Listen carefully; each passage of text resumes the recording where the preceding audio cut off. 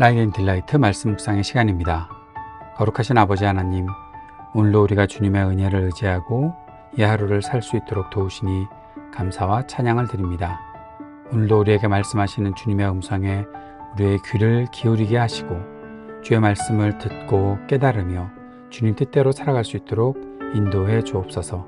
오늘도 성령으로 우리를 충만케 하여 주옵소서. 주님과 동행하는 이 날이 되기를 간절히 소망하며 예수님 이름으로 기도드립니다. 아멘. 오늘은 요한계시록 7장 13절에서 17절까지 말씀을 함께 읽고 묵상하겠습니다. 요한계시록 7장 13절에서 17절 말씀입니다. 그때 원로들 가운데 하나가 나에게 물었습니다. 흰 예복을 둘러입은 이 사람들은 누구이며 어디에서 왔습니까? 그래서 내가 그에게 말했습니다. 나의 주 원로님 자신이 알고 계십니다. 그러자 그가 나에게 말했습니다. 이들은 대단히 큰 어려움에서 빠져나온 사람들입니다. 그들은 어린 양의 피로 자기들의 예복을 씻어서 그것들을 희게 만들었습니다. 이 때문에 그들이 하나님의 임금 자리에 앞에 있고 또 하나님을 섬겨 예배하고 있습니다. 낮이든 밤이든 하나님의 성전에서요. 그리고 임금 자리에 앉아 계신 분이 그들 위에 거처를 두고 지켜주실 것입니다. 그들이 더는 굶주리지도 않고 더는 목마르지도 않을 것입니다. 그들 위에 해가 따갑게 내리쬐지도 않을 것이며 타는 듯한 어떤 열기도 없을 것입니다. 임금자리 한가운데 계신 어린 양이 목자로서 그들을 먹이시고 그들을 생명샘 물가로 이끌어 주실 테니까요. 그리고 하나님이 그들의 눈에서 모든 눈물을 씻어내 주실 것입니다. 아멘. 오늘 본문은 질문으로 시작하지요. 원로들 중에 한 명이 묻고 있는 장면입니다. 이들이 누구에게서 어디에서 왔냐, 누구이며 어디에서 왔는가. 이들은 바로 흰 예복을 둘러입은 사람들이죠. 이걸 왜 요한한테 물어봤을까요? 이 질문은 요한에게 계시의 의미를 깨닫게 하려는 도전이다라고 생각합니다. 그때 요한이 대답하죠. 나의 주 원로님 자신이 알고 계십니다. 요한이 인간적인 이해를 넘어서 하나님께서 주시는 계시에 귀를 기울이는 자세를 보이고 있는 것입니다. 내가 생각하기에는 이런 것 같습니다. 그 정도의 사람의 이해를 말하려고 하는 것이 아니라 지금 나는 사람의 지혜나 사람의 지식을 가지고 하나님 앞에 있는 것이 아니라 내 귀를 열고 하나님께서 주시는 계시에 귀를 기울이고자 합니다. 그러니 원로님이 알고 계시니 그것을 말씀하시면 됩니다. 그렇게 겸손한 자세를 보이는 거죠.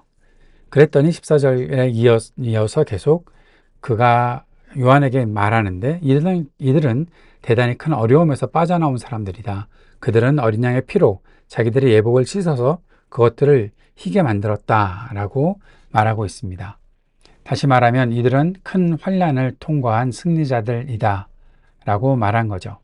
이들의 흰 옷은 원래부터 깨끗하고 정결한 것이 아니라 싸움을 싸워왔는데 아주 큰 고난의 길을 겪어오면서 더럽혀졌었지만 그러나 이제 어린 양의 피에 씻겨서 깨끗해진 의의 옷이다 라고 말하는 것입니다.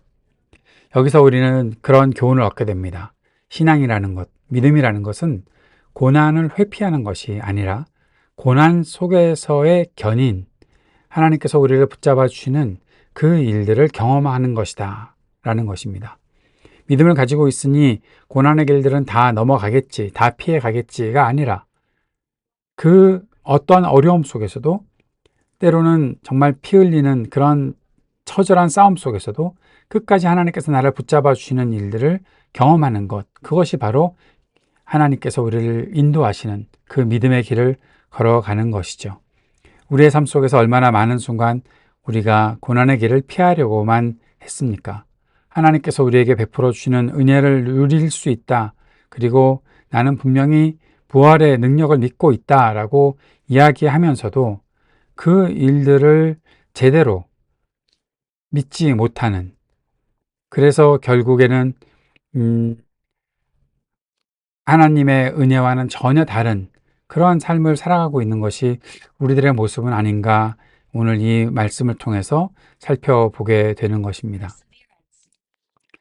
우리가 끝까지 주님의 은혜를 의지하고 또 참고 견디며 끈기 있게 끝까지 주님의 구원을 바라는 사람들로서 고난을 회피하지 아니하고 어려움이라도 복음과 함께 고난을 받는 우리가 될 수 있기를 바랍니다.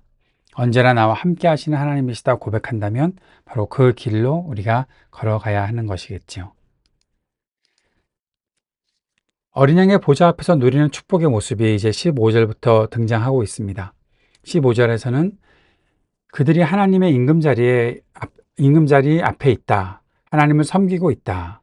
하나님의 성전에 있으니 낮이든 밤이든 하나님의 성전에서 하나님을 섬기고 예배하면서 하나님께서 그들을 지켜주신다 라는 이야기를 하고 있는 것입니다.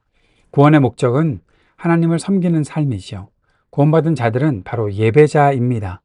성전은 하나님의 임재의 장소이고 지속적인 예배의 공간입니다. 우리가 하나님의 성전에 들어가기 원한다면 우리는 예배자로서의 삶을 놓치지 말아야 합니다. 끝까지 하나님을 섬기는 삶을 살아가야 하는 것이죠. 16절에서는 그들은 더는 굶주리지도 않고 목마르지도 않을 것이다. 해가 따갑게 내리쬐지도 않고 타는 어떤 열기도 없을 것이다. 이것은 과거의 고통과 결핍이 완전하게 회복된 것을 의미하고 있습니다.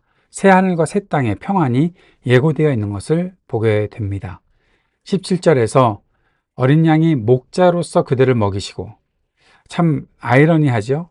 어린 양이 목자이시다. 어린 양이 목자이시다. 우리는 어린 양의 뒤를 따라가는 사람들입니다. 그가 생명색 물가로 이끌어 주시고 또 그들의 눈에서 모든 눈물을 씻어내 주실 것이다. 하나님께서 그렇게 우리의 눈물을 씻어내 주실 것이다.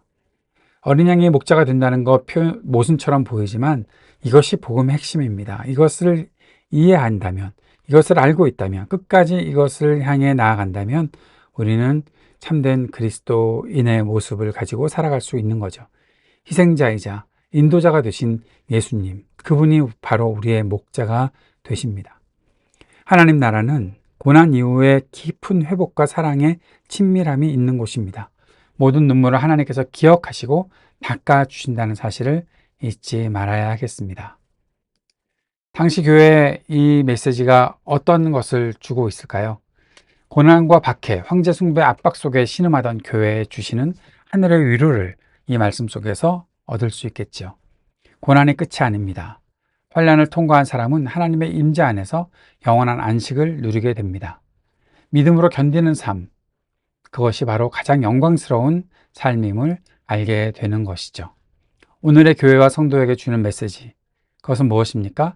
바로 현실의 고난, 우리가 겪고 있는 경제적인 어려움, 질병, 또는 소외되고 외롭고 핍박받고 하는 일들, 그것에 대해서 주님은 더는 굶주리거나 목마르지 않게 하신다 말씀하십니다.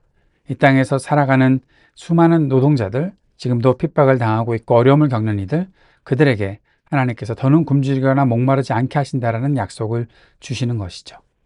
삶의 불확실성과 두려움에 대해서 어린 양이 목자로서 먹이고 인도하신다는 사실을 알게 하십니다. 눈물과 상실, 반복되는 실패에 대해 하나님께서 모든 눈물을 씻어준다는 약속을 주시는 것이죠. 하나님은 우리의 눈물을 잊지 않으십니다. 우리를 고쳐주시고 새롭게 하실 것입니다. 우리는 그리스도의 보혈로 정결함을 받은 예배자들입니다. 믿음으로 예배의 삶을 살아가는, 끝까지 하나님의 뜻을 온전히 따르는, 그리고 참고 견디어 그 영광스러움을 경험하게 되는 그러한 예배자로서 살아갈 수 있기를 바랍니다. 주님께서 가르쳐 주신 기도 함께 드리겠습니다. 하늘에 계신 우리 아버지, 아버지의 이름을 거룩하게 하시며 아버지의 나라가 오게 하시며 아버지의 뜻이 하늘에서와 같이 땅에서도 이루어지게 하소서. 오늘 우리에게 일용할 양식을 주시고 우리가 우리에게 잘못한 사람을 용서하여 준 것 같이 우리 죄를 용서하여 주시고 우리를 시험에 빠지지 않게 하시고 악에서 구하소서. 나라와 권능과 영광이 영원히 아버지의 것입니다. 아멘.